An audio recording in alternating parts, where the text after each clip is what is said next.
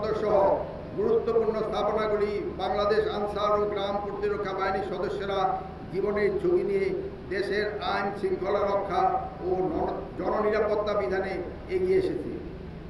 বিশেষ করে answer guard ব্যাটালিয়নের সদস্যরা ডিএমপি থানাগুলি আভ্যন্তরীণ নিরাপত্তা নিশ্চিত করেছে এবং হযরত শাহজালাল আন্তর্জাতিক বিমানবন্দরে নিরাপত্তায় নিয়োজিত রয়েছে।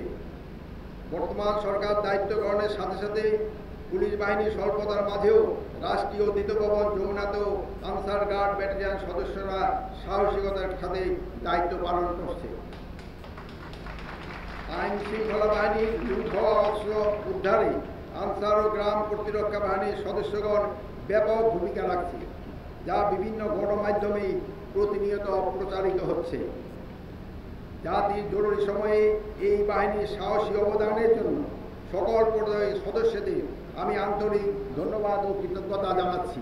আমি আপনাদের সকলকে স্মরণ করে দিতে চাই, স্বৈরাচার সরকার পতনের পর বাংলাদেশ আজ নবজাগরণে উজ্জীবিত।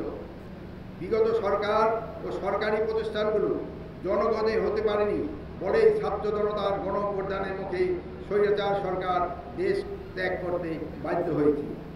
এই গণঅভ্যুত্থানে আত্মহুতি দিয়েছেন আবু সাঈদ, মীর মুগ্ধ, ইয়ামিন ও ফাইজাদের মতো হাজারো ছাত্র জনতা।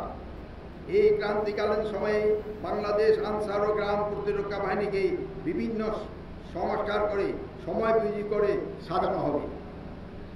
বাংলাদেশ আনসার ও প্রতিরক্ষা বাহিনীকে একটি দক্ষ, সুসংগঠিত, পেশাদার বাহিনী হিসেবে গড়ে তুলতে যা করণীয় তা নিশ্চয়ই করতে স্বরাষ্ট্র উপদেষ্টা হিসাবে আমি দৃঢ় প্রতিজ্ঞ।